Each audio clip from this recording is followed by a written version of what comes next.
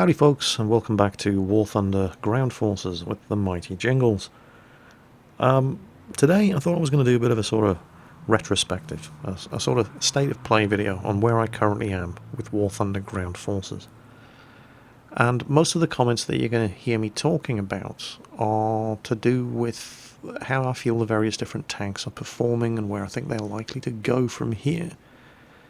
But I'm mostly talking about simulator battles because I just haven't been playing anything else.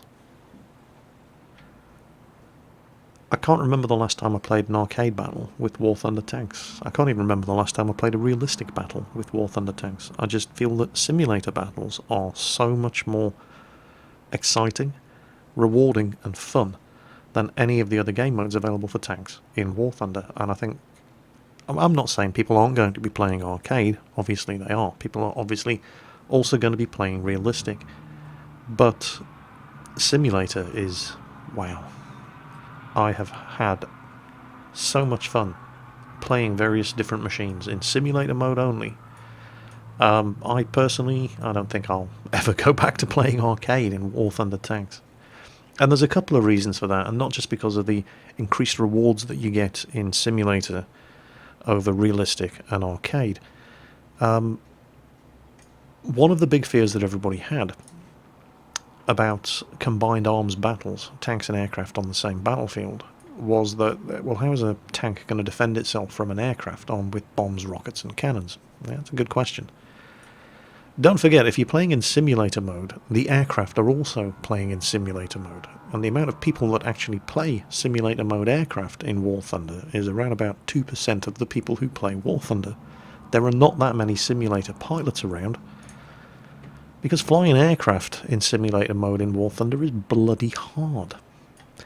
There's obviously tens of thousands of arcade pilots flying around. There's a substantial number of realistic pilots flying around, but there are not that many people good enough at flight sims who play War Thunder and are therefore going to be playing aircraft in simulator battles. So the first thing that I've noticed in simulator battles is that there are not many people flying aircraft. The ones who are tend to be very damn good at it, but there are not that many of them around. Getting killed by death from above is going to be a lot more prevalent in realistic and especially arcade mode when you're playing tanks. So if you can't handle that, and you don't like the idea of having bombs dropped on you by B-17s from 4 kilometers up who are just carpet bombing capture points, then you probably might want to think about playing simulator battles. Of course, as I mentioned in this week's Mingles with Jingles, one of the big draws for me in simulator battles, and this is purely a personal thing, is that I can lose myself in the crowd in simulator battles. There are no names above any of the enemy tanks. You can press tab and have a look at the team lists in the middle of a battle and say, oh look, Jingles is on the opposite team, but you cannot hunt me down. We could line our entire team up in front of your tanks, and there would just be 15 tanks, none of them with names over them. You wouldn't know you were shooting at me until you hit me and got the damage report. But up until that point, it's just a faceless sea of anonymous tanks on the enemy team. So, speaking personally, I love the fact that in simulator battles, it's impossible to identify me and zerg me down. And that's good for you because it means I have a better chance of actually getting a decent game and a decent video to show you guys on YouTube. So personally, I think that's fantastic.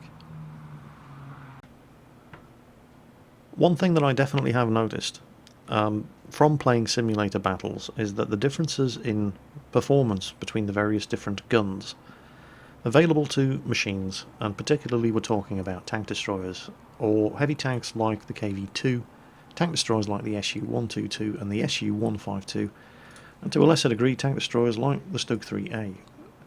Tanks that have low velocity guns, we're talking about the howitzers and the short barreled 75 and 50mm guns that the early German vehicles get. They just don't do very well in simulator at all. And that's because in simulator battles, just like in real life, the tank that shoots first and hits first tends to win. And that's true in arcade as well, but it's a damn sight easier in arcade to hit first, because in arcade The game tells you exactly where to aim your shot in order to hit the target at whatever range you're shooting and with whatever gun you're shooting. You don't get that in realistic, and you definitely don't get that in simulator. And I'll show you the sort of thing I'm talking about. This is an arcade battle, so I get aiming assistance. That tank is 680 meters away. The game tells me exactly where to aim in order to hit him.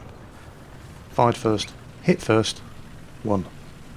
Very easy to do in arcade, regardless of what kind of tank you're driving. Let's give that another try with the same machine, but this time in simulator battles. This one was recorded on a live stream on the Kursk defense battle. Oh wow, I've got to give a lot of lead.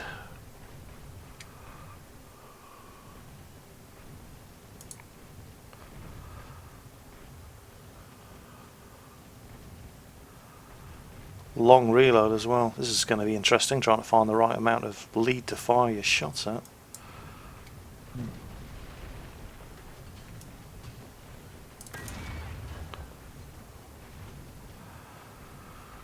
Damn, this is like a 15-20 second reload. How many shots do you get? 2. What? No, I mean like how many do you get? How much Ammo. you keep firing? How much ammo? 40. Alright.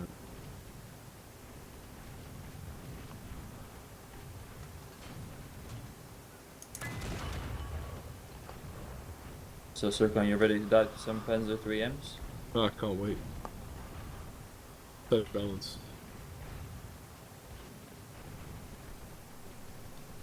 I'm ready for some balancing. I always am.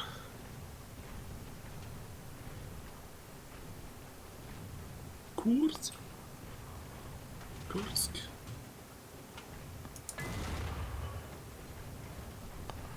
So is it official? We're calling the Panzer 3M scumbags of War Thunder. Oh hell yeah. Probably T50s. T50s are even worse. Well, it's balanced, you know, there's one OP tank per nationality.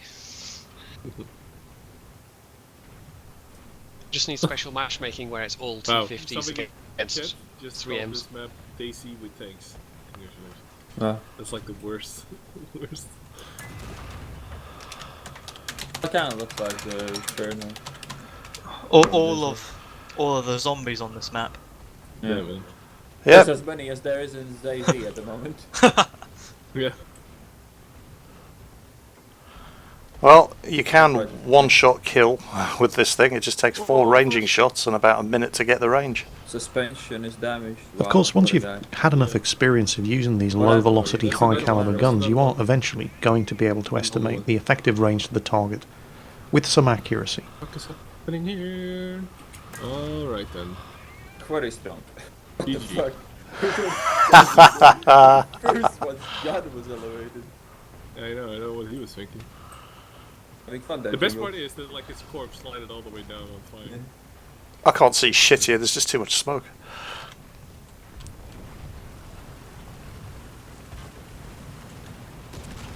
Of course, closing the range to the target also That's helps like significantly 4 to 800. with getting that all-important Well, that's 6 to first 8. hit on target. Like between the third and the fourth one. Oh, you got someone behind you, ish? Shot in the eye. Yep. He's on the hill. And while it is undeniably funny to get a one-shot obliteration of an enemy tank with one of these big-ass howitzers like the 122mm gun on the SU-122 and the 152mm guns on the SU-152 and the KV-2, it's really just not as practical as having a rapid-firing, accurate tank gun. Since the chances of your first shot missing are so much higher in sim battles because there is no aiming assistance, missing with one of these big old guns puts you at a real disadvantage. You've just alerted the enemy to the fact that somebody is shooting at him, and those 57mm, 75mm and 76mm tank guns are so much better at snapping around to the target because they're mounted in a turret, firing their ranging shot and then firing their kill shot before you've even reloaded your second shell. You see, tank destroyers were developed and used because they were cheaper than tanks, not because they were better than tanks, and I really do feel that simulator battles reflects this. In arcade, it doesn't matter. You get so much aiming assistance in arcade that in arcade it is incredibly funny getting one-shot kills over and over and over with these big derp guns. It doesn't happen as often in simulator battles. Of course, that doesn't mean it never happens, but it's a lot more difficult to pull off. And as long as we're on the subject of getting that all-important first effective shot off, this brings us on to the subject of concealment, and this is something particularly disappointing about simulator battles, where cover and concealment are so important. I've just been shot at by a Stug 3. Can you see him? No. Couldn't see him because the Stug 3 is a very low profile machine, and he was firing from a cornfield. I, of course, have foliage turned on. And this is why the War Thunder Ground Forces videos that I have been uploading to YouTube look so amazing. It's because I'm playing the game with every single graphical detail cranked up to maximum, including things like displaying grass, foliage, particle effects. And since we've already established that in simulator battles more than any other game mode, getting that first effective shot off is so incredibly critical. Taking advantage of cover and concealment is also critical. But if the people on the other side have the option of turning that cover and concealment off, it's obviously going to give them a huge advantage. And this really doesn't matter at all when you're playing an arcade. If you want to know where the enemy tank is, just look for the big red name over the top of his tank. If you want to know where to shoot to hit him and you can't actually see him because of all the foliage and trees and bushes in the way, again, it doesn't matter, just point the gun where the aim indicator is telling you to and you'll one-shot kill him if your gun's big enough or if the shot is well aimed enough.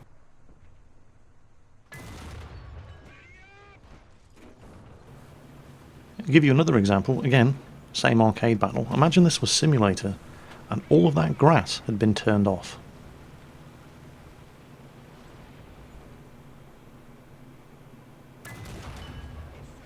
You can see what a game breaker this issue is. And incredibly disappointing that you're able to do this in simulator mode, where it matters so much more.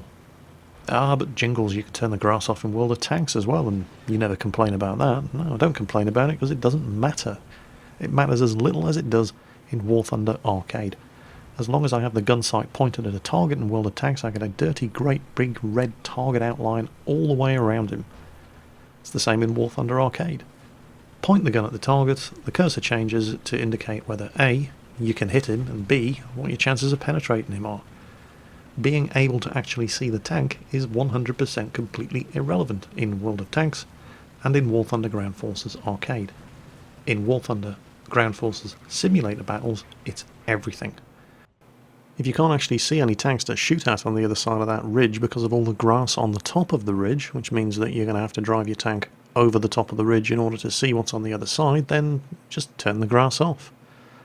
If you're having trouble estimating how much you need to elevate your gun barrel to follow up your first shot on target because your gun is kicking up so much smoke and dust that it's difficult to estimate where your shots are landing, well, just turn particle density all the way down and it makes it easier to see through the smoke. And this is sad for two reasons. First of all, you're going to have to do it to remain competitive because I guarantee you everybody else will be doing it. Getting that first successful shot off on the target is all important in simulator battles, more so than in any other game mode in War Thunder. And of course the other reason why it's sad is that it makes your game look like dog shit. I mean, look at this mess. This, believe it or not, is Kursk. You wouldn't recognise it from the other Kursk simulator battle videos I've put up. It looks like I'm driving on the surface of the moon. And I do hate playing the game like this, when it could be looking like this, as nature intended. But then again, I don't know. I love that the game looks as amazing as and as detailed as it does, and I am tempted to carry on playing on maximum detail settings, even if it costs me a few more deaths than normal, just purely to be able to continue to enjoy the game looking as amazing as it is, and putting videos up of the game looking as amazing as it does, with all of the detail settings cranked up as far as they'll go. And if that should happen to cost me a position in the top 3 of the leaderboard at the end of the match, then it's a price worth paying in order to be able to continue to play the game the way I enjoy playing it, with the game looking as magnificent as it is capable. Your mileage may of course vary. The options are there to turn off the grass render range, to turn off the tree render range, to turn down the particle density of all the smoke effects.